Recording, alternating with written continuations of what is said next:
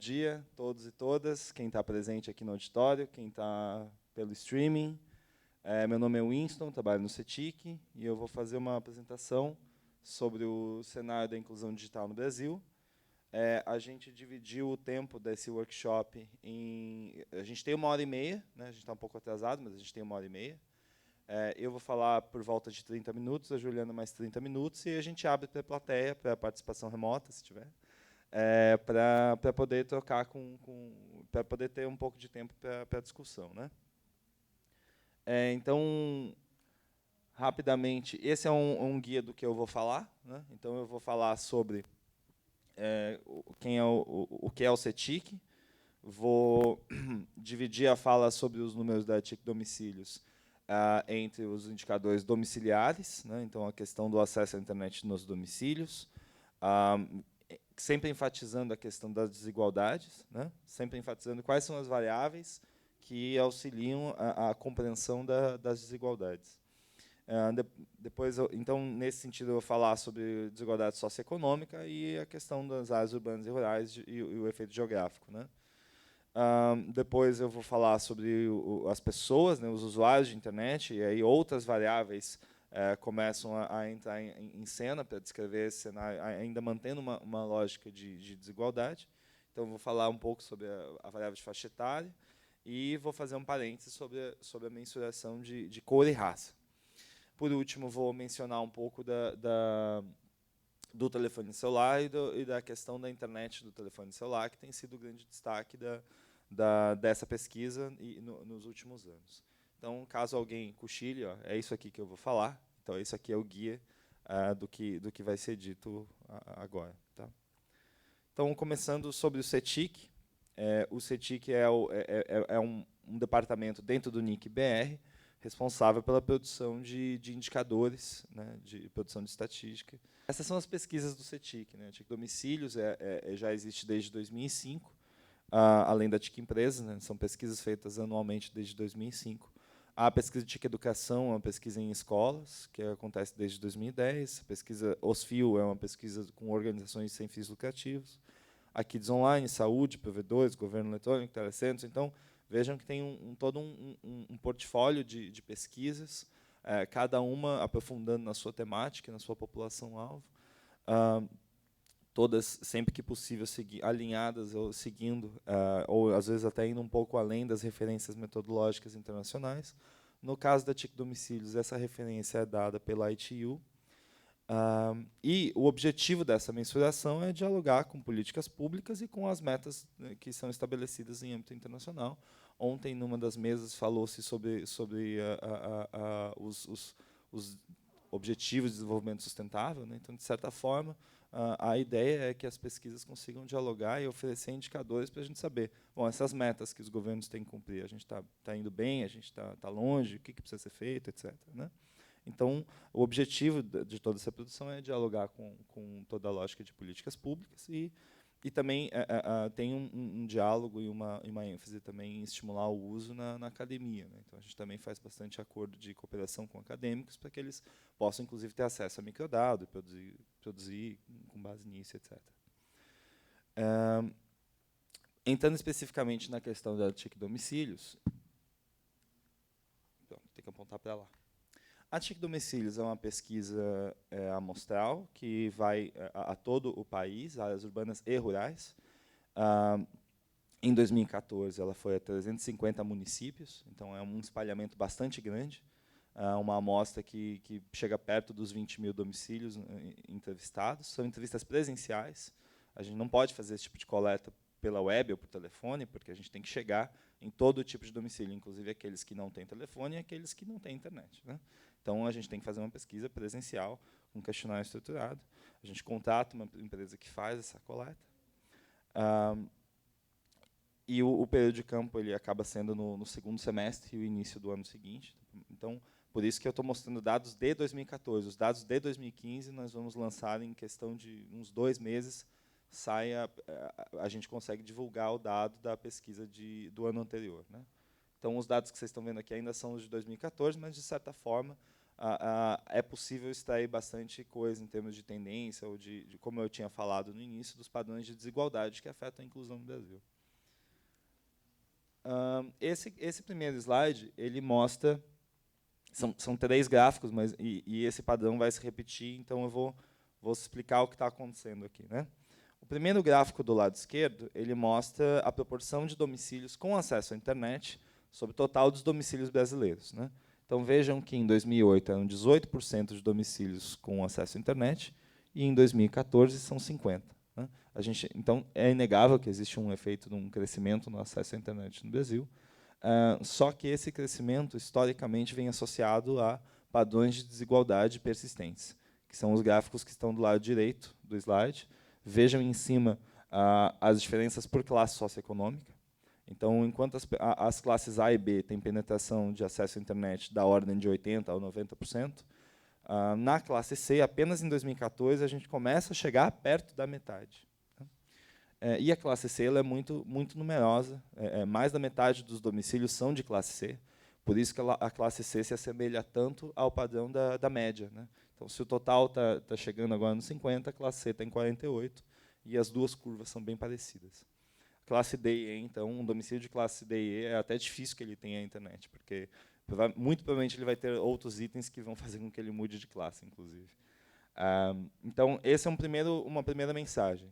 O acesso à internet no Brasil é muito desigual por uma questão socioeconômica. A segunda mensagem está no gráfico de baixo, que é a diferença entre áreas urbanas e rurais. Vejam que nas áreas urbanas já passamos da metade dos domicílios conectados, mas nas áreas rurais esse número é bem inferior, né?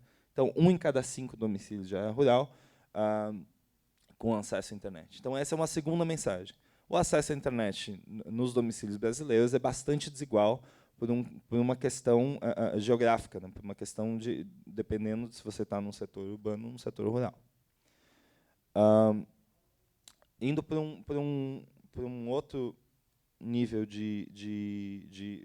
quebrando esse número do acesso à internet por região, a gente extrapola essa ideia do geográfico mais uma vez, né?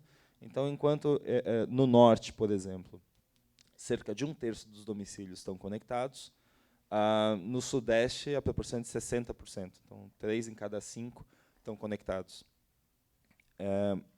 Isso não quer dizer que a maioria dos domicílios conectados esteja na região norte ou nordeste, porque a população também se concentra de forma muito desigual, né? A população do sudeste é muito grande.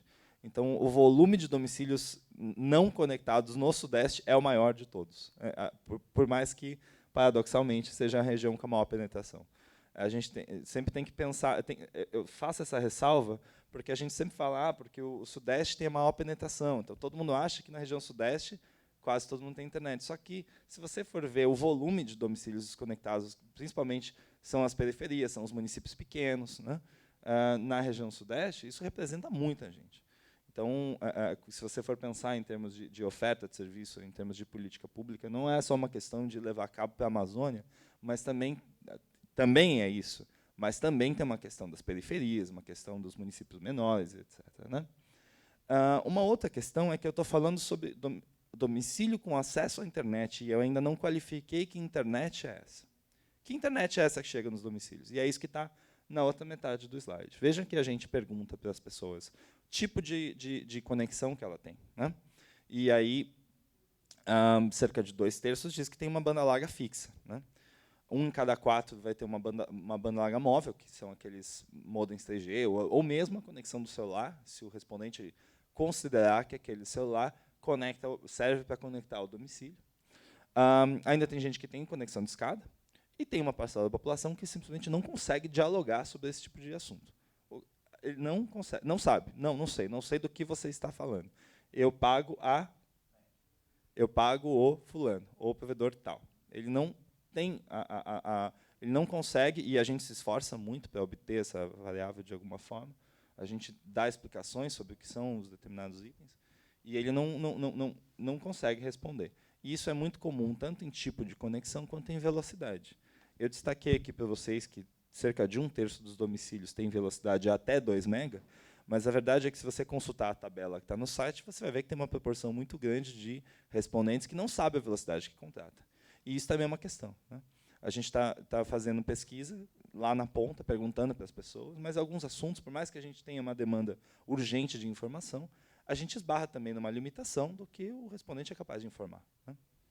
Então, eu falei um pouco sobre as principais desigualdades do domicílio, né? A classe socioeconômica, as áreas urbanas e rurais, as regiões do país. Falei um pouco sobre que internet é essa que chega. E agora eu vou me debruçar sobre os domicílios que não estão conectados. Então, aqueles que não estão conectados, o que acontece com eles, né? A gente pergunta, você tem acesso à internet na sua casa? Não. Por quê? Por que você não tem acesso à internet? E dessa lista de motivos, o respondente pode selecionar mais do que um, ele pode citar sim para tudo, se ele quiser. E, como vocês podem ver, em 2014, o motivo mais citado é o custo. Então, por que você não tem internet? Metade disso, porque é caro, porque o custo é muito alto. Então, aqui a gente começa a decifrar os motivos que levam a essa exclusão, né? Uma primeira questão, então, assim como eu havia falado que existe uma desigualdade socioeconômica muito grande, no discurso do desconectado, isso aparece de novo. Na internet, eu não tenho internet porque é caro. Ainda tem uma associação muito forte com a questão do acesso ao computador, né? Então, em 2013, isso era mais alto, em 2014... Eu tenho a impressão que isso vai começar a cair, porque algumas pessoas já estão começando a contratar a internet, mesmo tendo apenas celulares em casa, até porque você roteia essa conexão para todos os celulares, né? Mas tem vários itens. O que eu quero destacar, para não tomar muito tempo, é a questão da falta de disponibilidade do serviço, né? Então, os dois itens que eu vou destacar agora, seguindo a discussão, são o custo e a falta de disponibilidade. Então, no próximo slide, a gente vai quebrar essa ideia do custo elevado por todas as variáveis possíveis, né? Vejam que, entre as pessoas que não têm acesso à internet, os indivíduos do norte reportam esse item do custo mais do que os de outras regiões, né? O que não quer dizer que as outras regiões também não reportem, né? Vejam que para as classes C, D e E é bastante comum também dizer isso, né? Eu não tenho internet porque é caro, é bastante citado. Por faixas de renda, isso também é importante, aquela barra roxa são as faixas de renda. Então, entre os domicílios até 2 salários mínimos, é muito comum. A metade vai dizer, eu não tenho internet porque é caro, né? E aqui, de novo, destacando a questão do norte. E a falta de disponibilidade, aí são os dois que se destacam quando a gente pensa em não tenho internet porque não tenho serviço disponível para contratar, são as áreas rurais e a região norte, de novo, né? Aí, esse fenômeno é citado independente de faixa de renda ou classe social. Quem está citando isso são os domicílios da área rural e os domicílios do norte. Com isso, eu encerro o que eu tinha para falar sobre os domicílios. Agora, eu vou parar de falar de domicílio e vou falar de pessoas, né? Quem são as pessoas que estão usando a internet e quais são as variáveis que estão associadas ao uso individual. De novo, o mesmo padrão de gráfico que vocês viram antes, né? Do lado esquerdo, o total da população de 10 anos ou mais, que é o que é coberto pela pesquisa. Vejam que, em 2014, a gente alcança 55% da população usuária de internet. Usuário de internet, o conceito que é internacionalmente acordado, é a pessoa que utilizou a internet ao menos uma vez nos últimos 3 meses. Não é a pessoa que usa todo dia, não é a pessoa que usa em 3 devices simultaneamente, que nem a gente aqui que está usando aqui, aqui e ali. É o indivíduo que utilizou pelo menos uma vez nos últimos 3 meses. Esse é o conceito internacional. E aqui o mesmo padrão de desigualdade que eu já havia apresentado no domicílio se repete. Uma questão socioeconômica muito, muito interessante, né? Você vê, de novo, as classes A e B no patamar de 80%, 90%, a classe C no patamar ali próximo da metade, bastante próximo da média, porque a classe C é muito grande, a classe D e E bastante inferior. Então, de novo, o padrão de desigualdade socioeconômico que se verifica no domicílio também se verifica entre as pessoas.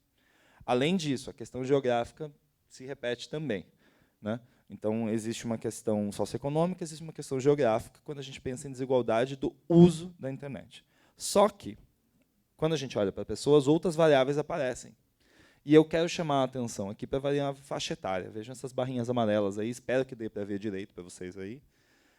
Mas vejam como, a partir dos 35 anos de idade, a proporção dos usuários começa a cair, né? Essa faixa dos 35 a 44, 57% da população é usuária de internet, o que também significa dizer que 2 em cada 5 brasileiros dessa faixa etária não são usuários de internet. E aí a gente chega na proporção de 15% entre as pessoas de 60 anos ou mais.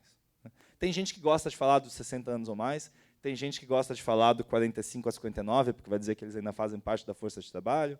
Aí cada usuário do dado costuma montar a sua historinha, mas a questão é que existe uma queda vertiginosa da proporção de usuários de internet conforme avança a faixa etária.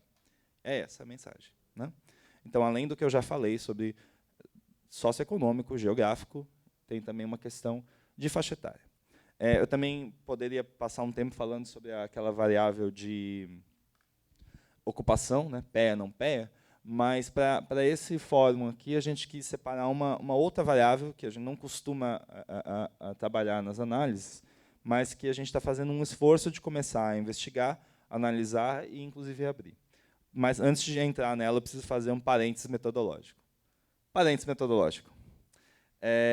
O IBGE mede a questão de cor e raça a partir dessa pergunta. A sua cor ou raça é branca, preta, parda, amarela, indígena. E o indivíduo faz uma autodeclaração disso. A gente incorpora a mesma pergunta do IBGE nas pesquisas. Aqui está um pouco da frequência que a gente encontra no campo da TIC domicílios 2012, 2013, 2014. Bom, veja, parênteses metodológicos. A gente usa a referência do IBGE por ser uma referência contra a qual a gente consegue ter um mínimo de comparabilidade com os resultados que eles encontram lá, e a gente encontra aqui. A gente sabe que tem uma série de questões sobre essa pergunta. Não, no final, eu vou adorar discutir isso no final, de verdade.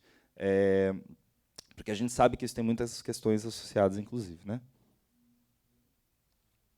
Mas o que eu queria destacar aqui é que, quando a gente pensa em estimativas em pesquisa amostral para populações que são de 1% ou 0,5% do total, a qualidade do que eu estimo a precisão da estimativa começa a ficar limitada. Afinal, a gente está falando de uma pesquisa amostral.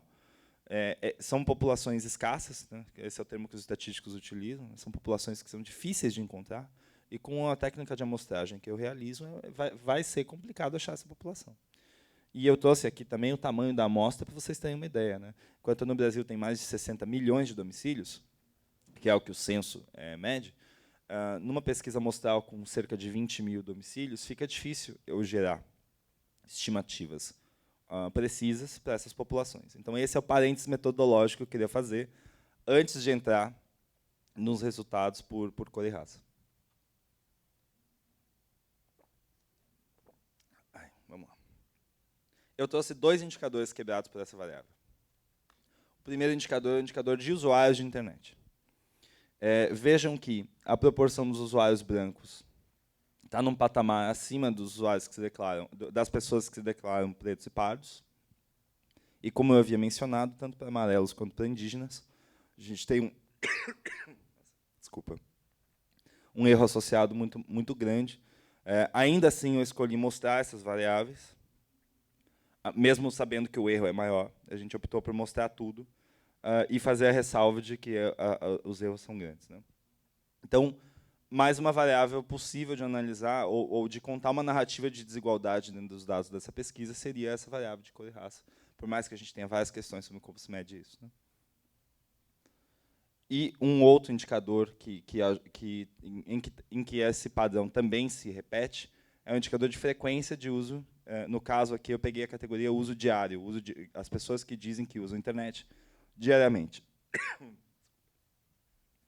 Vejam que, novamente, brancos, pretos e pardos são patamares distintos, mas aqui o que é interessante é que pretos e pardos têm um crescimento mais rápido do que o crescimento de brancos, né? Como se as categorias tivessem, por ter um crescimento mais rápido, começando a fechar esse gap. E eu insisto vejam, dá uma olhada naqueles gráficos e me diz se não é estranho o comportamento. Por que tem um comportamento estranho? Porque, mais uma vez, a gente tem uma precisão muito ruim para medir populações que são rarefeitas, populações pequenas, né? Então, essa é mais uma forma em que é possível contar uma narrativa de desigualdade utilizando os dados da pesquisa. E aí eu volto para um outro destaque, que eu começo a falar sobre um terceiro ponto da apresentação, que é a questão de mobilidade. Em 2014, pela primeira vez, a gente perguntou para os indivíduos qual dispositivo ele utiliza para acessar a internet, né? E o que é bem interessante é que o dispositivo mais citado é o telefone celular, 76%. Quando a gente combina todas as formas de computador, que seriam PC, notebook e tablet, combinados eles são mais citados do que o telefone celular, mas individualmente o device, o dispositivo telefone celular, é o dispositivo mais citado. Quando você cruza essas informações, né, porque o indivíduo pode dizer mais do que um dispositivo, você chega à conclusão que 1 em cada 5 usuários de internet no Brasil usa a internet exclusivamente por telefone celular. É um indivíduo cuja experiência de uso se dá apenas no telefone celular.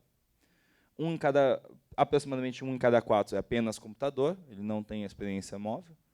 E o mais comum é que as pessoas combinem o uso entre o computador e o celular. De qualquer forma, são tantas as pautas associadas ao uso da internet no telefone celular, zero rating, a questão dos pacotes de dados, a questão de como se dá a limitação do pacote uma vez que vence a franquia. Tem tanta coisa associada ao uso do celular que eu acredito que essa população, desses 20% que usam só pelo telefone celular, eles têm além das limitações que já são dadas pelo dispositivo, eles têm uma série de questões associadas a que tipo de uso eles podem ou não ter da internet. Claro que a pesquisa vai se alongar também sobre questões de 3G e Wi-Fi, se as pessoas usam Wi-Fi, etc., mas aí é para uma outra discussão, né?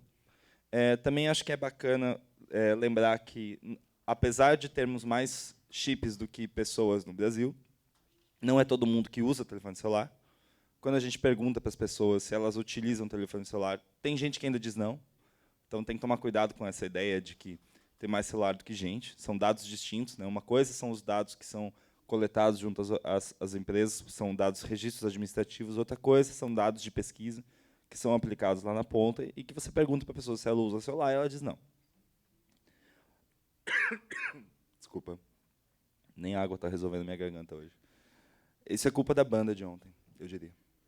Vejam que aqueles padrões que eu havia mencionado antes sobre classificação socioeconômica e áreas urbanas e rurais se repetem aqui, ainda que os patamares sejam mais elevados, né?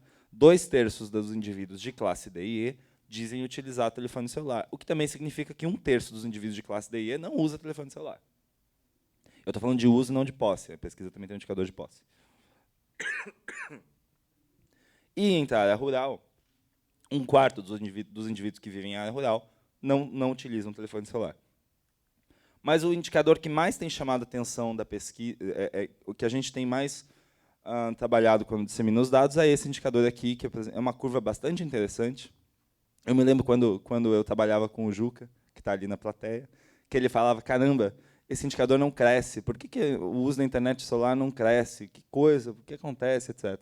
Veja onde chegamos em 2014, Juca. Quase metade da população usuária de internet no telefone celular. Isso é sobre o total da população, não é sobre os usuários de internet, né? Então, 47% das pessoas dizendo que utilizam a internet no telefone celular. Apesar do crescimento rápido que tem se apresentado nesses últimos 4 anos, tudo que eu falei sobre padrões de desigualdade antes se repete aqui de novo. Então, as questões de classe socioeconômica, as questões de áreas urbanas e rurais, e também a questão de faixa etária muito forte aqui de novo. Então, apesar do crescimento acelerado da internet no celular, tudo que eu falei se repete e nada do que eu falei se questionou, se mudou, se não foi possível, apesar disso, criar uma lógica distinta, né? E conseguir incluir pessoas por uma plataforma distinta não foi o caso aqui. Com isso, eu coloquei apenas um slide para dizer que a pesquisa também pergunta o que as pessoas fazem com a internet, afinal, para que serve esse negócio todo, esse troço de internet. E as atividades mais mencionadas são atividades relacionadas à comunicação, né? Então, o uso de aplicativos de mensagem, uso de redes sociais, essas são as coisas que as pessoas mais citam, né? Mas eu vou encerrar a minha fala por aqui. Acho que deu mais ou menos o tempo, né? Porque, em relação aos conteúdos, a Juliana vai falar sobre uma nova pesquisa que o CETIC vai fazer na área de cultura. E aí, desculpa, eu vou deixar, tá difícil mesmo. Eu vou deixar para a interação com o público mais tarde, as perguntas, e vou gostar de discutir qualquer coisa que vocês tiverem para falar sobre os dados da pesquisa. Tá bom? Obrigado. Vamos fazer depois? Vou ficar em pé só porque eu não tenho essa capacidade do Winston de ficar mudando 2 telas ao mesmo tempo e controlando, isso não vai dar certo. Então, eu prefiro ficar por aqui, que é mais fácil. Sem querer ser um pouco anticlímax, mas porque eu não tenho esses gráficos e todas essas tendências já mapeadas. O que eu vou apresentar aqui é mais um projeto e alguns indícios, que eu também não posso nem chamar de resultados preliminares, porque eu estou na primeira fase da análise. Mas a gente também aproveita esses espaços para discutir também a formatação da pesquisa, porque qualquer tipo de discussão no desenho dela é bastante importante para a gente, para fazer uma pesquisa melhor, para ter resultados mais interessantes, com os quais a gente possa construir políticas públicas mais interessantes também, que abarquem mais pessoas ou que consigam atingir objetivos importantes para o desenvolvimento da população brasileira. Então, basicamente, o primeiro enquadramento, como o Winston também já se referiu para o CETIC, a gente enxerga a Agenda 2030 da ONU como um parâmetro importante para as pesquisas. A nossa ideia é produzir indicadores que possam ajudar a sociedade brasileira a entender se estamos caminhando no sentido de chegar até mais perto das metas da ONU, porque, como o debate de ontem já mostrou, é um enquadramento que é importante para todas as nações, não só para os países em desenvolvimento. Então, esse é sempre o nosso ponto de partida. A gente fala daqui. E, no sentido da cultura específico, a gente tem também uma convenção da Unesco. Na verdade, a Unesco tem 2 tipos de documento sobre diversidade cultural. A primeira delas foi uma declaração, mas uma declaração é um documento que ele é uma carta de princípios, de diretrizes. A convenção é um documento mais forte, os países ratificam e se comprometem a segui-la e a atingir os seus objetivos, né, a perseguir esses objetivos. A primeira, a declaração, eu tirei aqui um trecho do plano de ação que está depois dessa declaração, e esse plano de ação diz que é preciso lutar contra o hiato digital, favorecendo o acesso dos países em desenvolvimento às novas tecnologias, ajudando-os a dominar as tecnologias de informação e facilitando a circulação eletrônica de produtos culturais endógenos. E, no segundo, a convenção, como eu disse, é um instrumento um pouco mais... ele tem mais poder, digamos assim, ele é vinculante. A convenção diz que os processos de globalização facilitados pela rápida evolução das TIC, apesar de proporcionarem condições inéditas para que se intensifique a interação entre culturas, constituem também um desafio para a diversidade cultural. E o artigo 19 diz que as partes se comprometem a trocar informações e a compartilhar conhecimentos relativos à coleta de dados e estatísticas. É nesse sentido que o CETIC trabalha como um fomentador de dados, de estatísticas, para que políticas públicas sejam desenhadas. E aqui eu destaco o desafio que a gente tem, e isso já aparece na parte da pesquisa realizada, para a diversidade cultural, para a prática cultural que quebra as lógicas de mercado, da indústria cultural de massa, para os produtores locais, para que eles apareçam, para que eles tenham espaço de produção, para que a população conheça essa produção, para que a população circule essa produção.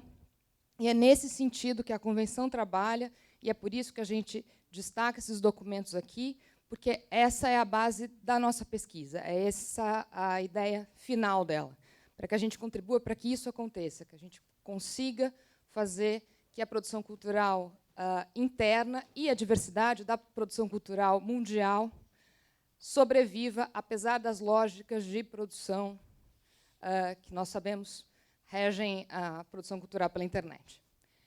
No Brasil, a gente tem o Plano Nacional de Cultura, é uma série de metas, de diretrizes, de orientações, que está em vigor, e é objetivo do Brasil alcançá-las, ou estamos trabalhando para isso, ou há a ideia de que se trabalhe para isso. O plano tem 2 metas que a gente acredita que estão bastante relacionadas à nossa pesquisa. A primeira é a meta 40, que pede para que, ou, enfim, orienta que os conteúdos que estejam no domínio público ou que estejam licenciados estejam também na internet. E a meta 41 diz que é preciso disponibilizar informações na internet sobre o acervo de 100% das bibliotecas públicas e 70% dos museus e arquivos. No MINC, você pode, se você entra no site do Ministério da Cultura, há ali um site específico sobre o plano, o acompanhamento dessas metas, em que pé estamos e não estamos muito bem. Algumas dessas metas a gente ainda não tem nem acompanhamento, mas, enfim, é o primeiro esforço de uma política que a gente espera que seja de Estado, que sobreviva aos governos e que tem boas intenções.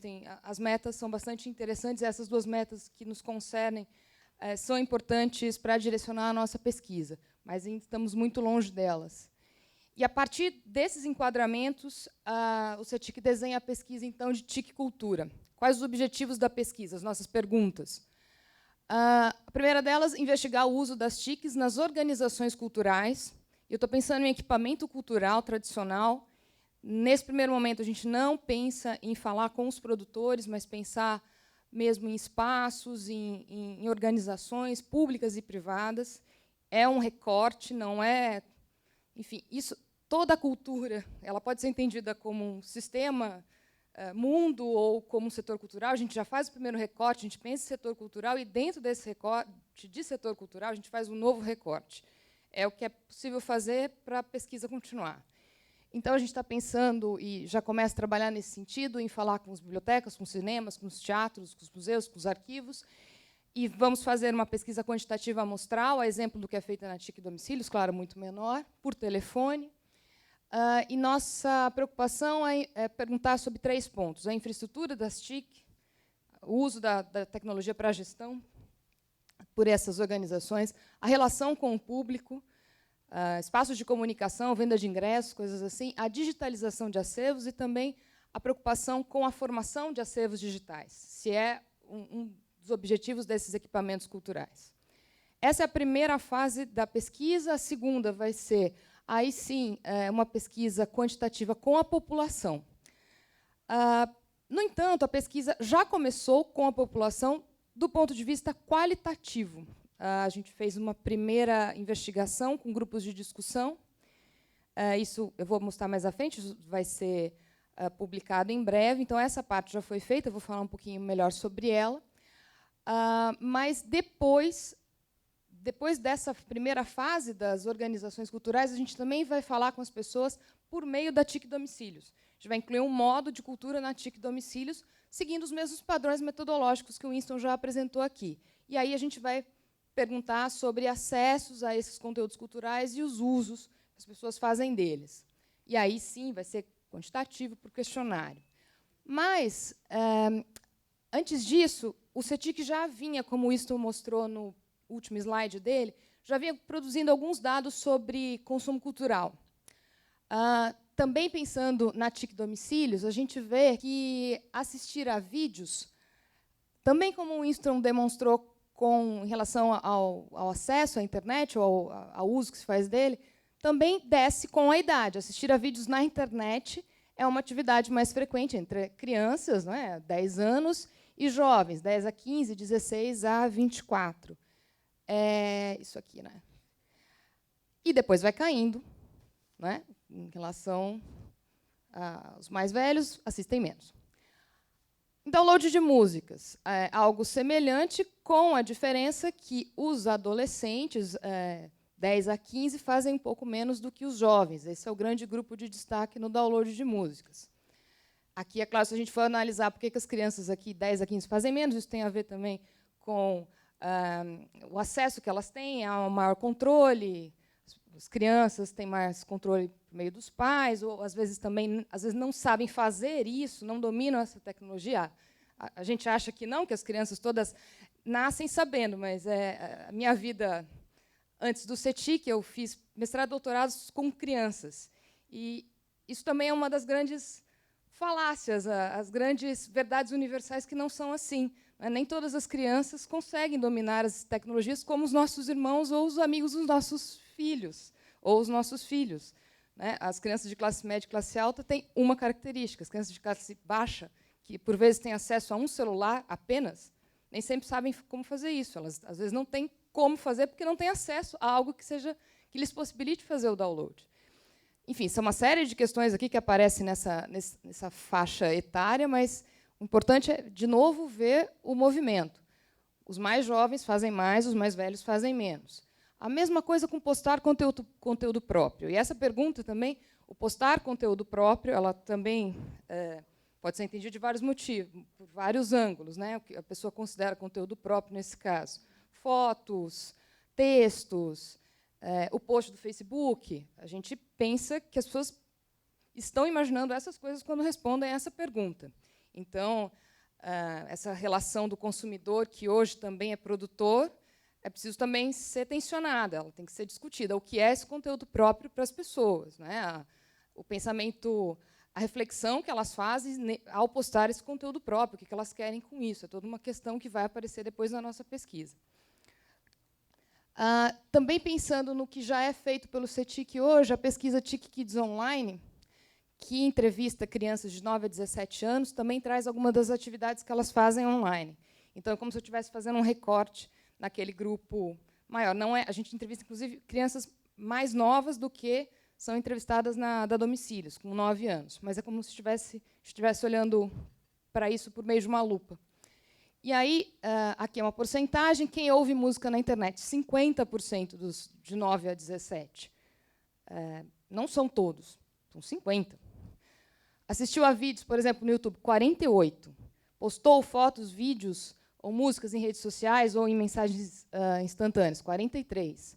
Baixou músicas ou filmes, 35. De novo, estou falando de gente que tem de 9 a 17 anos. Então, é importante que esses dados nos façam ver que essas concepções que já caíram no senso comum, de que a juventude faz isso muito bem, e se safa muito bem, e maneja muito bem, os dados mostram que não é exatamente assim. E eu estou falando das pessoas que mais fazem isso, dentro da faixa populacional. Assistiu a programas, séries de TV e filmes online, 31%. Lê um livro eletrônico, 11%.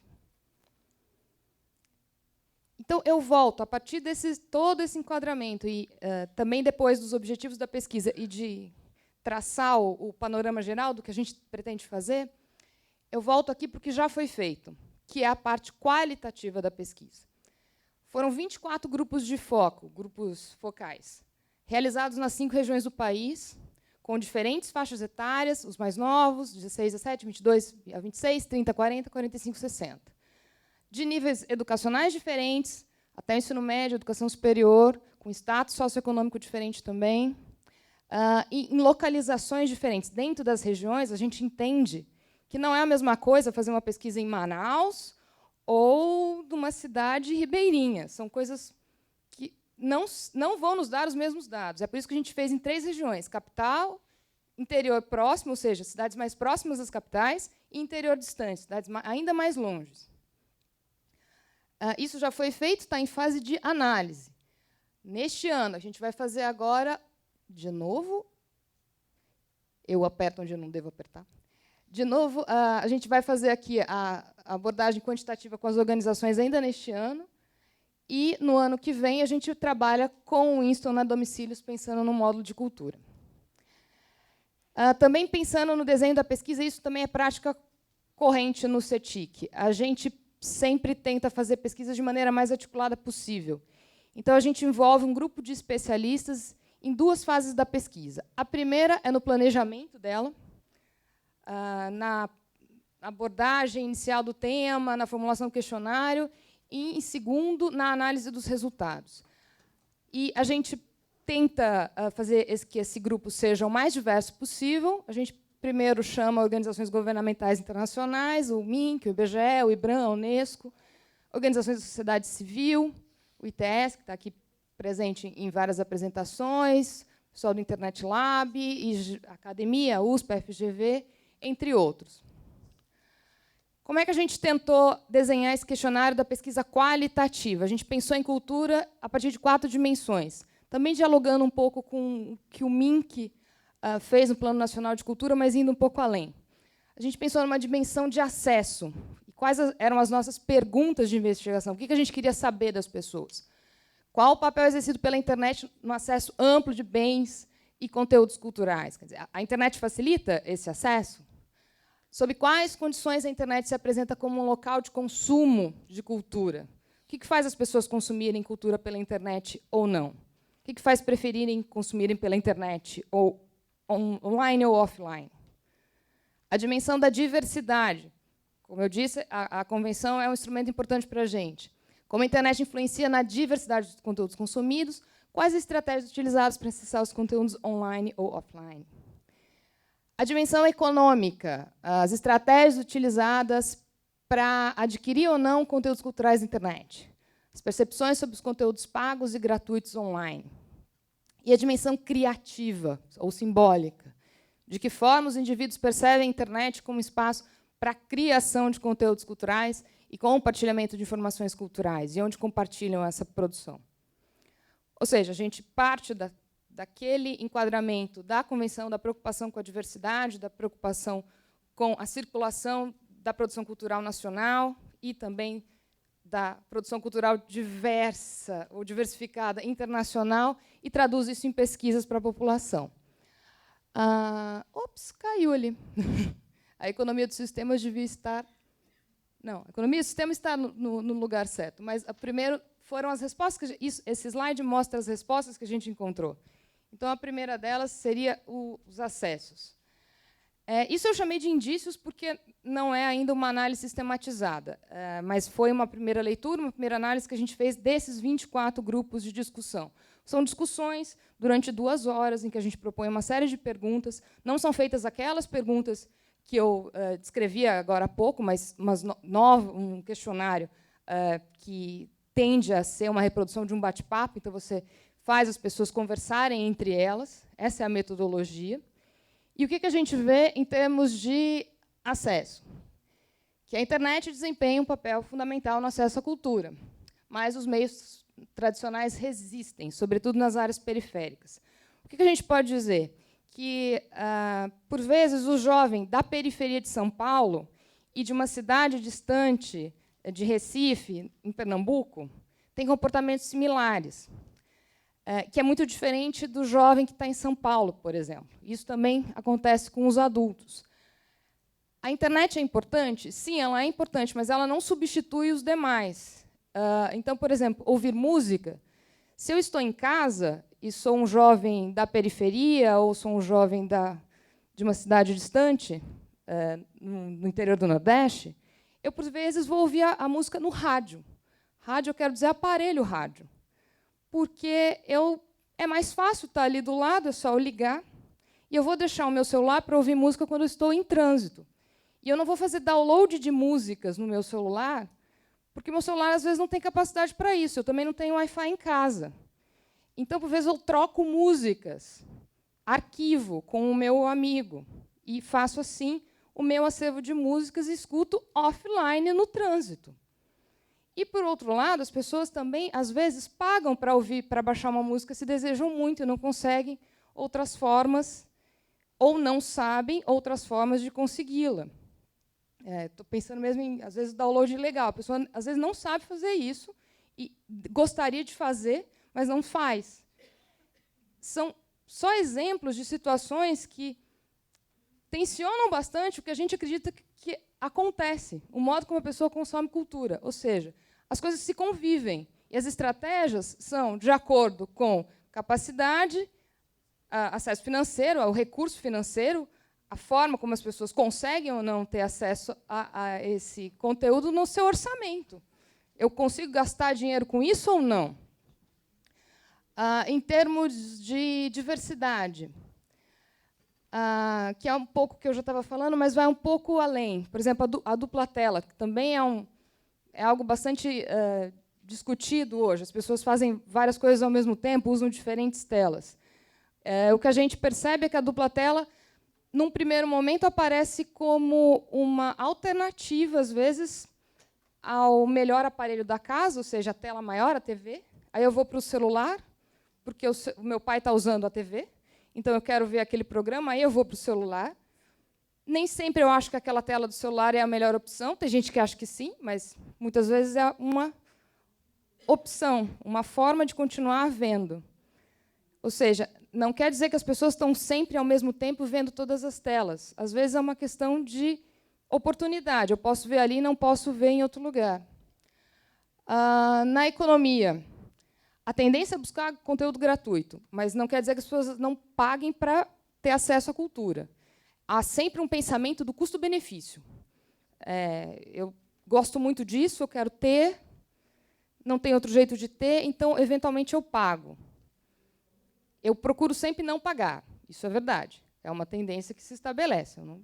Se for possível conseguir de graça, mas também não quer dizer que não exista pagamento de nenhuma forma. Não, eu nunca vou querer remunerar o produtor por conta disso. Não é bem assim. Mas também se observa uma falta de conhecimento sobre o que a gente chama aqui de ecossistema digitais. As práticas culturais são sempre concentradas em poucas plataformas. Por mais que você tenha outros serviços além do YouTube, o YouTube ainda concentra, o Facebook ainda concentra. Por exemplo, há o Spotify, as pessoas até conhecem o Spotify, mas ouvir música pelo YouTube é uma prática muito comum, por exemplo. Então, todas as possibilidades que a internet oferece, pensando aqui numa média da população, elas são reduzidas a poucas plataformas. E aqui eu estou falando também dos jovens. É uma tendência que eu observei também nos jovens. E na criação de conteúdos? A internet não é percebida como espaço para produção e criação de bens culturais. As pessoas também não enxergam a produção que fazem nas redes sociais como uma produção cultural. Aquilo é só para os meus amigos. Eu posto coisas da minha vida. Aqui não é um produto cultural. Não tem uma reflexão também sobre o que fazem como algo criativo, que transmite seus modos de vida. Isso não está posto. Os blogueiros, os youtubers, são sempre muito residuais nas entrevistas. Eles até existem, estão principalmente nos mais jovens, mas eles estão longe de serem a maioria. E há também uma percepção sobre o fato de que os youtubers que aparecem no cenário, as web celebrities, por exemplo, elas são frutos de um determinado meio, de uma determinada circunstância. Então, um exemplo aqui, as crianças dizendo assim, os youtubers são brancos, são ricos. O youtuber não sai da periferia, por exemplo. Isso são os próprios jovens que disseram. Então, há também essa percepção de que a internet pode, sim, criar famosos, tornar as pessoas ricas, mas que isso também não é um milagre. Há ali um caminho a ser perseguido, as pessoas entendem que esse caminho, elas acham que nem sempre pode ser percorrido por elas. E bastante falta de conhecimento sobre o direito autoral. Há, na verdade, uma percepção de que os grandes conglomerados ou os artistas muito famosos ganham dinheiro de alguma forma. Então, não tem problema que eu ver esse filme aqui pirata ou baixar essa música, porque eles vão ganhar dinheiro de alguma outra forma. E aí a produção local, os produtores daquela cidade, como é que eles são conhecidos? A importância da rede de contatos pessoal. A pessoa, às vezes, sabe que uma banda local vai se apresentar, porque um amigo avisou, e aí usa o WhatsApp, e aí usa o Facebook, mas não necessariamente elas tomam conhecimento disso por meio de plataformas digitais, sem a mediação dos amigos. Enfim, esses são apenas são indícios, né? É o que a gente viu numa primeira etapa. Claro que, numa análise mais consolidada, podem aparecer outras coisas, ou essas coisas que eu falei podem ser rediscutidas, mas é a primeira etapa. E a gente quis trazer esses primeiros resultados com vocês como um espaço de plataforma de discussão, para a gente entender melhor também se a nossa leitura vai no sentido que, enfim, esteja refletindo também as práticas ou o que vocês entendem que esteja acontecendo no país. A gente espera, no próximo fórum ou em outros eventos, já trazer alguma coisa um pouco mais concreta para ser debatida. É isso, obrigada. Alô. A gente abre agora para a participação da plateia. Ele não está lá muito bem posicionado. E aqui falar o hoje. nome e de onde fala, etc. Eu sou Clevi, professora de Cultura Digital e Informática do Colégio de Aplicação da URGS. Ontem, 21h30, último dia da EJA, conselho de classe, cerca de 12 ou 13 alunos, frio, chuva, aí no saguão da escola. Eu pergunto, vocês estão esperando as notas? Não, professora, a gente está usando a internet, usando o sinal da rede sem fio de uma escola pública federal, que o sinal é muito bom. Moradores de Viamão, Lomba do Pinheiro, ou seja, Porto Alegre, 2 milhões de habitantes, e uma população que o local de acesso é ali. Não tinha nenhum pardo, nenhum deles tem cor de papel, entendeu? Mas é uma população, sobretudo, de pessoas negras, ou mulheres, que fazem o quê? Que são os faxineiros da universidade, os terceirizados, um povo esquecido, do qual eu queria dados, e que a TIC Educação esquece que existe EJA no Brasil. Não tem lá. Então, eu vou na TIC Domicílios e aí os dados me dizem um monte de coisa interessante que foi apontado aqui. Aí eu vou olhar na TIC Domicílios a questão de sexo e gênero, e um aluno da EJA, aliás, uma aluna, ela fez, dentro de um projeto pedagógico bastante diferenciado, cada aluno tem um projeto. O projeto dela foi analisar a TIC Domicílios dos últimos 5 anos, do ponto de vista de gênero, e ela criou 3 categorias: o diferencial positivo feminino, diferencial positivo negativo feminino e neutro, pegando cada um dos indicadores, mapeando ao longo de 5 anos. Eu estou falando de alguém que faz faxina, eu não estou falando de um aluno de estatística. Tá? E ela separa os indicadores e apresenta, mostrando que tem algumas coisas, o que ela considera o diferencial bom, 5%. A partir de 5% não é neutro. Tá? Os estatísticos podem nos matar, mas eu estou falando de a possibilidade... Eu estou falando da possibilidade de uma pessoa saber que existe o CETIC, que usando a internet sem fio da escola, usando o celular, entendeu? Que não tem dados sobre ela na TIC Educação. Quer dizer, aí já não existe num monte de lugares e ela existe ali. Então, eu acho que essas pesquisas são extremamente importantes. Eu apontei aí 1 ou 2 gaps que interessariam para a nossa pesquisa e gostaria de saber como é que eu faço, então, para que a gente possa ter acesso aos microdados para essa pesquisa inicial sobre a questão do gênero, dos hiatos, a gente chama de brecha digital de gênero, a partir da TIC Domicílios, possa ser ampliada. E, no caso da questão da cultura, eu sugiro vocês conversarem com o DAD, o Departamento de Arte Dramática da URGS, onde tem a professora doutora Marta Isaacson, cujo mote de pesquisa é exatamente a integração das TICs na produção teatral, e com uma das alunas de doutorado dela é a nossa professora de teatro do Colégio de Aplicação, a professora Lisnei Rodrigues.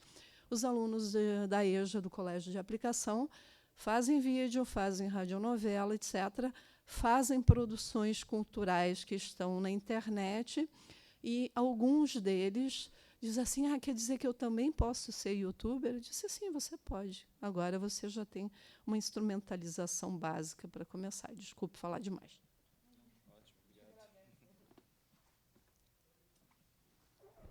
Oi, eu sou Sérgio, eu faço parte do programa Youth. No caso, vocês vão me desculpar, porque eu tive uma dúvida durante a apresentação, mas certamente essas informações estão lá no livrinho que eu não li. Bom, eu queria saber como é que a pergunta é feita ao entrevistado. No caso, na coleta, há uma escala na resposta dele, ou eu já baixei música, ou eu baixo música? De qual é baixar a frequência que eu faço isso? Mas isso mesmo. Obrigado. Olá, meu nome é Gustavo Sarti. Eu tenho De onde, Gustavo? da Unicamp e do SESC também, eu acho que é um ponto importante para colocar. Eu queria saber algumas coisinhas, principalmente na pesquisa sobre cultura, se vocês estão pensando e como é que vocês estão trabalhando com isso. Se vocês estão olhando para qual a atenção que vocês estão dando para a questão da internet como ponto como espaço de articulação para eventos culturais? Tipo, eu tenho a impressão de que você tem tido cada vez mais saraus, por exemplo, esse tipo de coisa se articulando e usando a internet para divulgação. É um ponto que eu acho curioso. Eu também achei muito engraçado na questão de uso. O pessoal parece que os jovens ouvem mais música na internet do que assistem vídeos. Intuitivamente, eu diria que fosse ser o contrário. Eu esperaria, justamente eu escuto música pelo YouTube.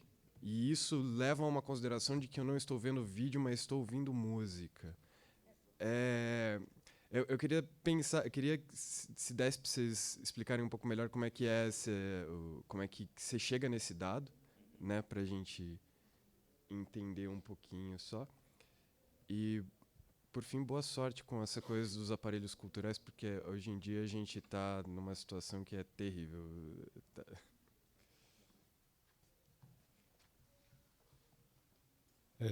Primeiro eu queria agradecer, eu cheguei um pouco atrasado, a gente estava lá fora, em outra reunião.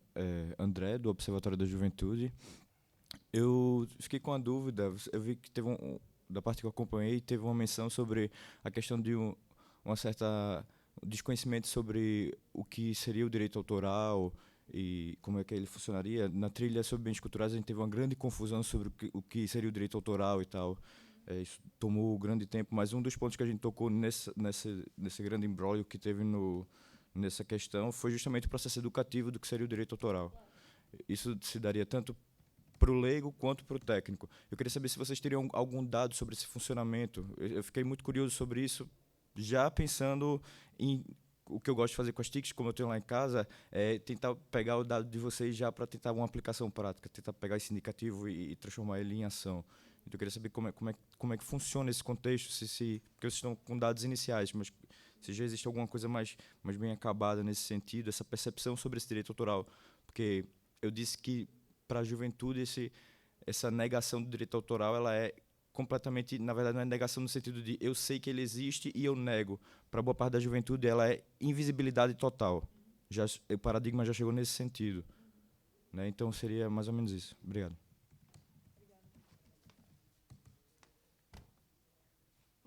Bom dia, meu nome é Sofia, eu estou pelo programa Youth. Só gostaria de adicionar uma vivência, quando foi citada a questão, né, dos jovens. Tem essa verdade universal que os jovens sabem utilizar o computador, que eles já são inclusos na tecnologia. E eu sou de São Paulo, e é muito comum quando você vai, por exemplo, no centro da cidade, você ter locais onde estão bem frequentados por jovens, inclusive, onde você pode fazer coisas muito básicas pagando um valor.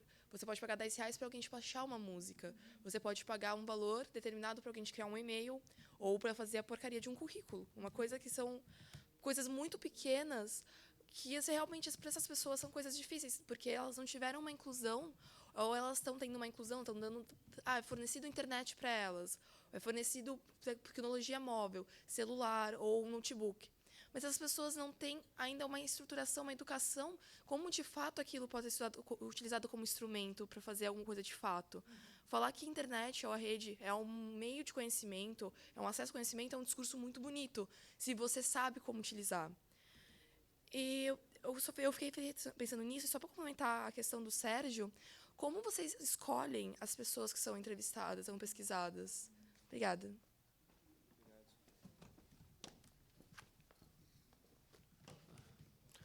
Bom, olá, meu nome é Alexandre e eu venho da Unicamp também.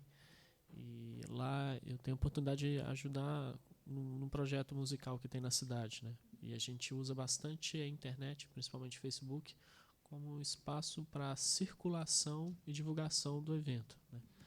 E aí o meu questionamento é uma preocupação que eu tenho com relação a quando existe a construção de um discurso de que a internet ela possibilita o acesso à cultura, né? Tipo, eu acho que tem uma preocupação com relação a isso, que é uma preocupação semelhante que existiu na década de 50, quando ou um pouco antes, quando você começa a ter a massificação da TV, né? a TV como espaço de acesso à cultura.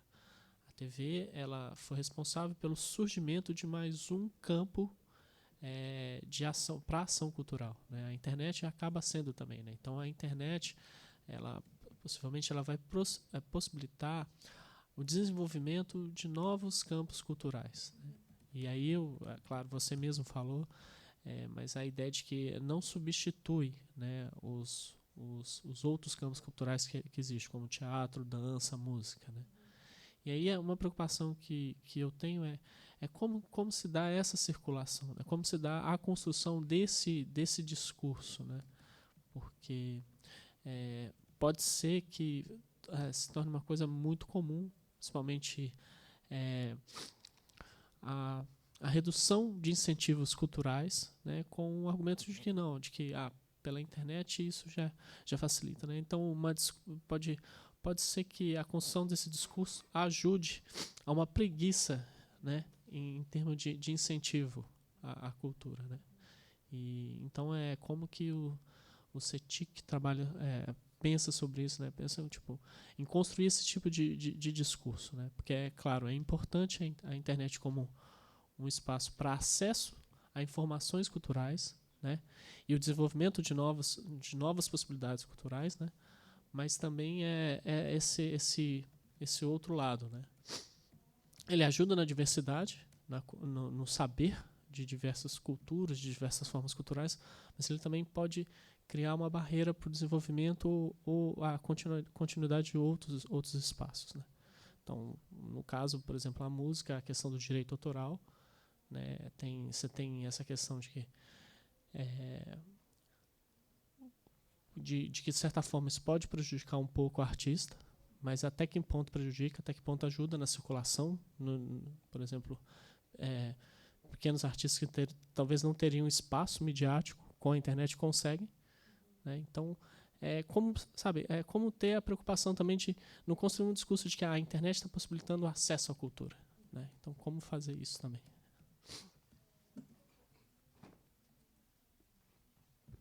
Mas essa aí a gente vai começar a responder, senão também não vai dar tempo, né? Pode ser? Mais alguém vai se inscrever? Não? Ok. Então vai lá. Pronto. Olá, tudo bem? Meu nome é Maxson, sou de Aracaju, Sergipe. Eu acho que pela primeira vez eu estou tendo uma conexão com o tema da pesquisa que vocês estão desenvolvendo, porque sou da área de biblioteconomia e documentação, lá na UFES. E uma problemática que se tem, a pouca discussão que se tem relacionado à parte das unidades de informação, que é museu, arquivo e bibliotecas, e essa parte da infraestrutura que se tem, né? O Brasil, culturalmente se tem falando, as pessoas pouco leem, né? Até tem pesquisas relacionadas que essa demanda, principalmente também da questão do e-book, do acesso ao material didático, o acesso aos livros, são bem defasados e bem ineficientes devido à infraestrutura que a biblioteca tem. Então, por exemplo, no estado de Sergipe, a maioria das bibliotecas não tem uma infraestrutura necessária. As que tem são do Instituto Federal de Sergipe, que tem tem recurso monetário para isso, para ter esse investimento, né? Então, vocês criaram uma meta, que é 41, que é como proceder essa disponibilização do acervo nessas unidades de informação. Do Plano Nacional de Cultura. E aí tem uma plataforma nova, que é o SINC, não sei, mais ou menos, SINC, né? Que é o Sistema de Informação Cultural, em que os grupos folclóricos, as bibliotecas, os acervos, né? Eles fazem um cadastro como se fosse um Google Maps, né? Daquela localização daquela instituição, ou daquele grupo folclórico, ou daquela ONG. Né? Mas aí, em relacionado ao acervo, como é que vocês pretendem propor essa disponibilização do acervo, sendo que a maioria das unidades de informação não tem nenhuma infraestrutura para se estar trabalhando, os interiores não têm uma internet de qualidade para estar disponibilizando aquele acervo, de estar tendo uma catalogação daquele material. E tem a Meta 40 também, que é os conteúdos em domínio público. Aí tem um site de domínio público, mas ele precisa ser reformulado, que você digita lá alguma coisa e não recupera, né? E tem os repositórios institucionais também, que as pessoas pouco conhecem, né, relacionado ao acervo. Então, há uma dificuldade, muito grande, né? É isso que eu queria saber. Tá? Obrigado. Obrigada. A gente agradece, porque sem debate não tem a menor graça, então a gente fica muito contente que vieram tantas perguntas e excelentes perguntas. Eu vou começar de trás para frente, só porque a memória, né, mais curta, está mais fácil. Sobre os acervos, a ideia é justamente mapear para entender como a gente quer fazer uma amostra rigorosa, mas com representatividade, é mapear e ajudar o MINC nesse sentido. Olha só, a gente vai trabalhar, por exemplo, com o cadastro, com o Sistema Nacional de Bibliotecas Públicas, né, e comunitárias. E a nossa hipótese é de que essa digitalização dos acervos ainda esteja uma fase muito embrionária, que haja muito a fazer, mas a gente ainda não sabe disso. Então, a gente vai, nessa pesquisa quantitativa com as organizações, esse é o objetivo, um deles. Como é que estamos de acervo? E aí, o SNIC, por exemplo, ele está sendo construído, né? E agora, com o governo provisório, isso continuou, porque a equipe está lá. Eu fui numa reunião semana passada sobre uma parte que envolve o SNIC. Então, por exemplo, a ideia do SNIC é que, depois que esse mapa todo seja traçado no país, com as bibliotecas, os museus, isso vire também agendas culturais, que os governos criem aplicativos de agenda cultural com a programação, com o que existe online. Então, a ideia do SNIC, no final, é essa. Mas isso é um processo em construção, então a gente acredita que a nossa pesquisa ajude nesse processo também, nesse mapeamento, para saber como é que estamos em relação a essa meta. Mas, nessa reunião do SNIC, eu pensei também por meio da discussão, também me veio a ideia de perguntar se há preocupação com a formação de acervos online, porque, né, a arquivística, a biblioteconomia, começa a se preocupar com isso. Há tanta coisa circulando, o que eu devo guardar disso? O que vai se perder, o que merece ser guardado? Então, essa é uma ideia. A nossa pesquisa vai perguntar para o gestor da biblioteca em que pé está isso. Está sendo feita alguma coisa? Já foi? Quantos % foi digitalizado ou não? Essa é a ideia. O que é mais sobre cultura? E depois eu passo para o Winston. Para o Alexandre. Engraçado você ter dito isso, Alexandre, porque também foi um discurso que eu já identifiquei em algumas falas. As pessoas me dizem assim, ok, eu posso ver um show online, já que eu não posso estar lá, mas não é a mesma coisa. Tem uma percepção da perda dos sentidos. Eu não estou lá vendo e ouvindo em loco, então é legal, porque sem isso eu não teria acesso ao show, mas não é a mesma coisa. Estar lá seria mais interessante. Então, há essa percepção de que, em alguns casos, ela substitui quando não há possibilidade de estar fisicamente, por exemplo. E na sua fala, isso me veio à memória. Por outro lado, também há a percepção de que há coisas que ocorrem só online, né, que são eventos específicos para o online. Mas isso ainda é uma fala que aparece mais nas classes mais altas. Infelizmente, o rendimento mais baixo ainda tem uma percepção muito vinculada à indústria de massa. E a produção local, essa sim aparece, a banda local, o DJ local, mas aí eu percebi que ele está na internet, mas como forma de articulação, porque vai acontecer pessoalmente, as pessoas lá estão. Então, essa é a nossa preocupação também, entender que a internet é uma plataforma, ela é um campo de criação cultural, que às vezes acontece especificamente no online, só lá, mas, por outro lado, é uma plataforma para a criação, circulação, divulgação de coisas que acontecem do lado de fora aqui. Então, ela é importante, mas é uma preocupação nossa em dizer que, olha, isso é importante para ampliar os canais, mas não é uma substituição, tanto que os meios tradicionais de comunicação persistem, as pessoas continuam vendo TV. Claro, há uma queda, mas o rádio está lá, a televisão está lá, as pessoas ainda querem ir ao cinema.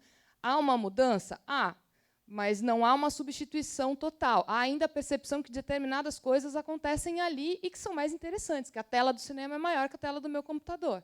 Então, por exemplo, um filme de 3D no cinema é uma experiência no cinema. Eu não vou ter a mesma coisa. E a pipoca, né? Mas agora não, o STF deixou, né, a pipoca entrar. Deixa eu ver aqui. O André, a percepção sobre o direito autoral. O que a gente fez, então, André, foi só ouvir as pessoas. A gente ouviu em 24 discussões. E assim, é arriscado eu dizer que isso é a conclusão geral, porque a gente ainda está, né, fazendo análises mais aprofundadas. Mas o que aparece, eu posso te dizer, são duas percepções. A primeira é a de que o direito autoral, quando a gente abre esse tema para discussão na mesa, está muito associado a quem já ganha muito dinheiro com isso. Então, é uma ideia assim, as pessoas já estão ganhando dinheiro com isso, eu não preciso me preocupar com isso. Não tem uma associação do direito autoral de maneira mais espalhada, né? O produtor pequeno e tal. Essa preocupação não vem porque a gente estimula a discussão e colhe o que as pessoas estão pensando a respeito sobre isso naquele momento. A gente, mas nem sempre se faz isso. É preciso respeitar ali o modo como as pessoas estão refletindo sobre o tema. Então, é isso que aparece nesse primeiro momento. Provavelmente é uma pergunta que a gente vai fazer no quantitativo, e aí eu vou ter um cenário maior, mas, por enquanto, é isso que a gente tem. Tem mais alguma coisa? O Gustavo, a internet como espaço de articulação para eventos culturais. É um pouco isso que eu já estava falando. Assim. Nas classes mais altas, isso aparece. Então, assim, meninos que já estão, principalmente entre os mais jovens, que estão num colégio privado, isso já, eu fui lá porque eu vi que isso estava acontecendo naquela página do Facebook que eu já gostei, mas isso não aparece nem entre os mais velhos nesse primeiro momento de leitura, porque estou tentando lembrar assim o que eu andei lendo, né, a respeito disso nas discussões, e também nem sempre nas classes mais baixas. Então aparece, mas ela não está ainda disseminada, entende? Senão ninguém te ouve.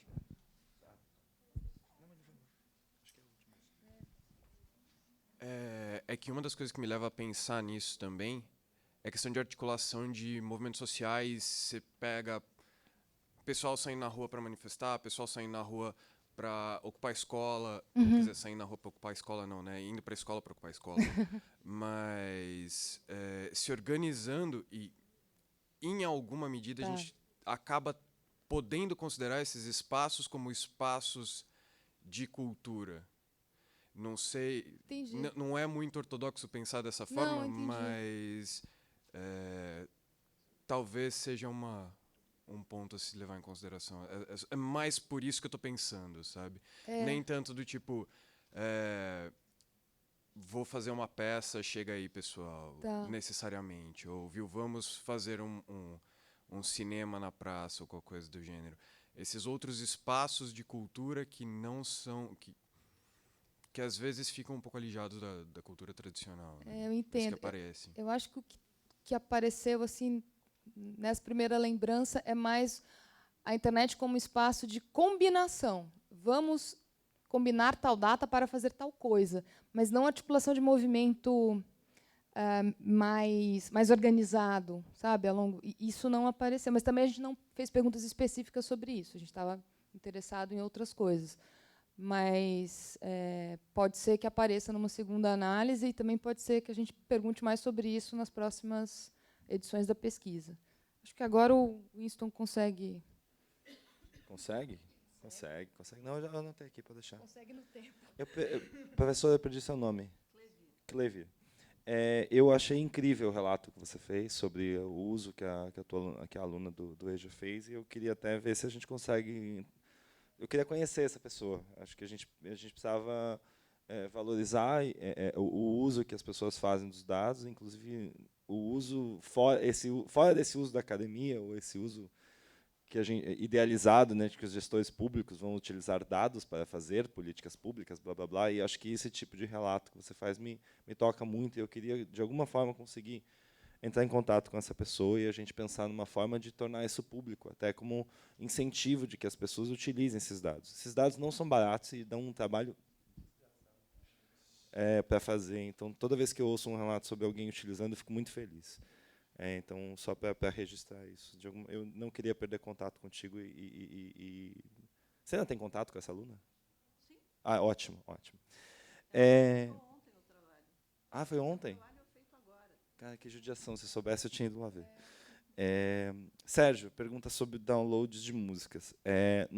No site, depois eu posso mostrar, no site cetic.br, vocês vão lá, pesquisa, indicadores, Tem todas as tabelas, todos esses dados estão públicos, né, podem ser acessados, tem a publicação que está disponível lá embaixo, inclusive. E o que está no site é o item que é perguntado para o indivíduo. Então, tem um determinado momento do questionário que a gente pergunta uma série de atividades na internet para ele. Ele pode dizer sim ou não. Você perguntou qual que é a escala, se tem uma escala de frequência? Não. Na TIC Domicílios, as atividades são: nos últimos 3 meses, você baixou ou fez download de música? Sim ou não? Baixou ou fez download de filme? Sim ou não? Assistiu vídeos em sites como o YouTube? Sim ou não? Acho que não sei se foi o Gustavo que comentou que pode ter uma confusão enorme entre o que a pessoa entende que é música, o que entende que é vídeo, e sim, eu concordo, tem uma confusão enorme, né? Assistir vídeo, ouvir música no YouTube é ouvir música ou é ver vídeos? Cara, é do ponto de vista do que o respondente está dizendo, e provavelmente ele mistura tudo mesmo. Estou de acordo contigo, e esse tipo de indicador tem essa limitação. Sofia, acho que quando você fala sobre você toca num ponto muito importante de habilidades no uso, né? Na trilha do observatório, na desconferência do observatório ontem eu citei, por conta da provocação do Sinuê, uma pesquisa que o CETIC fez sobre telecentros, que está disponível no site também, e a gente perguntou aos gestores de telecentros que tipo de serviço eles prestam para os seus usuários, da mesma forma que fizemos com as LAN houses em 2010, na época que a LAN house era a coqueluche do debate de inclusão era a LAN house, né? E uma das atividades mais realizadas é digitar currículo. As pessoas, de fato, vão a esses centros e pedem, por favor, digita o meu currículo. E isso tem tudo a ver com o que você falou. Então, de certa forma, isso está incorporado, e a gente tem bastante material citando isso, referenciando isso, colocando isso no quantitativo.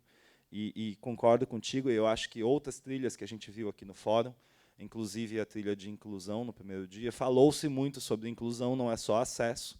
Claro que aqui nas falas a gente acabou fazendo um recorte de inclusão como acesso, mas a gente sabe, e acho que já está bem dito, e todos, é um consenso desse fórum de que inclusão não é só isso. Você perguntou como são escolhidos os entrevistados. Cara, eu poderia passar 40 minutos explicando aqui como é feito o plano amostral da pesquisa, mas eu vou resumir, porque a gente tem que quebrar para o break, e, de qualquer forma, está tudo publicado no livro, tem um relatório metodológico completo em que a gente explica, mas, basicamente, como é que funciona? O Brasil tem 5.500 e blau municípios, a gente seleciona 350 municípios, então tem uma primeira seleção que selecionamos alguns municípios. Dentro desses municípios, o IBGE, quando fez o censo, quebrou esses municípios numa coisa chamada setor censitário, que é como se fosse um bairro, ou alguns blocos, né? Então, a gente seleciona dentro dos municípios alguns setores censitários. Aí a gente vai lá e conta quantos domicílios tem naquele setor censitário. E aí, contei aqui, tem 40 domicílios, vou selecionar 15.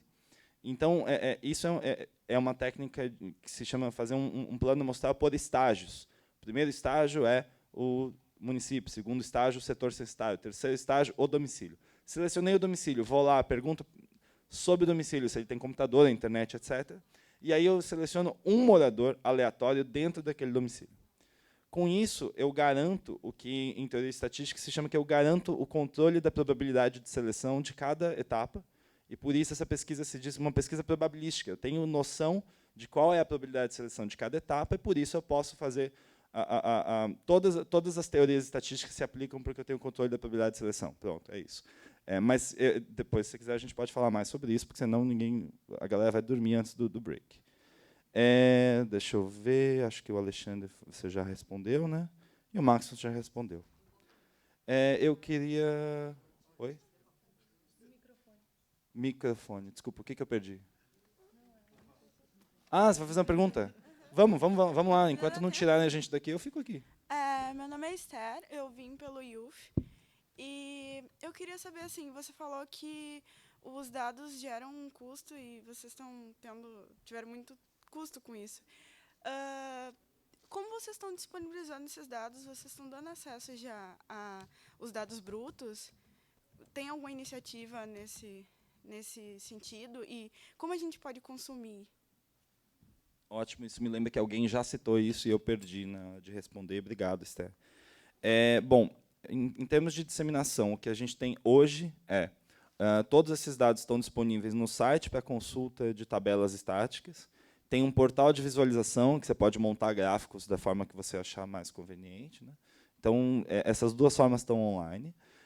Mas todas as publicações também são feitas... existe uma publicação digital e impressa, então também tem um formato livro, né? Então, site, tabelas, livro. E, em termos de dados brutos, ou microdados, o que o CETIC faz, por enquanto, acordos de cooperação com universidades. Então, se a tua universidade quer ter acesso a microdados, a gente pode fazer um acordo de cooperação, a gente cede os microdados para as universidades para o uso acadêmico. E aí o responsável pela linha de pesquisa assina lá dizendo: eu me responsabilizo pelo uso que eu vou fazer desses dados, etc. Existe a intenção, mas ainda não está implementado, de, no futuro, na pesquisa domiciliar, abrir o microdado. Isso é um processo, a gente está em curso isso. Por enquanto, o que existe é isso. Então, se, por exemplo, na tua universidade, o pessoal quer ter acesso aos microdados para poder fazer as próprias pesquisas e análises, o caminho seria esse, né? Entra em contato comigo, eu direciono lá dentro do CETIC para a pessoa que vai te passar um formulário pedindo que você preenche, etc, etc, etc. Alguém me perguntou sobre isso e eu perdi esse... aqui está o e-mail da Juliana, o meu é winston@nic.br, é a mesma estrutura, né? winston@nic e j.doreto@nic. A gente deixa o contato à disposição. E olha, quando eu falei sobre os recursos, tá, porque eu encho o saco para que as pessoas usem isso, né? Não é só pelo gasto, mas é porque quem produz é quem menos consegue, de fato, gerar análises e contar histórias. Que produzir estatística é um trabalho muito árduo e que toma muito tempo. E a gente produz isso todo ano. Então, enquanto eu estou aqui, a gente logo mais vai divulgar a TIC do homicídio de 2015 e a gente tem que ir para campo com a pesquisa do homicídio de 2016. Então, o processo é contínuo, né? Então, eu sempre digo que as pessoas que melhor fazem análises, ou que fazem as melhores análises, ou que conseguem dedicar mais tempo a isso, não são as mesmas pessoas que produzem. Então, eu sempre convido, peço, por favor, utilizem, criem histórias interessantes, como o exemplo que a professora Clevi demonstrou. Eu acho que não é uma coisa que, com um pouco de vontade e tempo, a gente consegue contar histórias transformadoras e poderosas. Então, fica o convite para que vocês conheçam, utilizem. Então, tem no site, tem o livro e tem o nosso e-mail também. Se precisar, a gente direciona, manda os links, etc. Verdade, tem o livro para PDF para download no site também, né? Então, a metodologia que a Sofia me perguntou, eu até baixei aqui, está na página 109 do livro digital, pronto, está tudo explicado ali. E eu acho que a gente está num tempo bom para encerrar. Eu agradeço muito a presença de todos e todas, e eu sei que tem uma galera que chegou depois, aí, se quiser, depois vem trocar ideia comigo. E é isso, gente. Muito obrigado.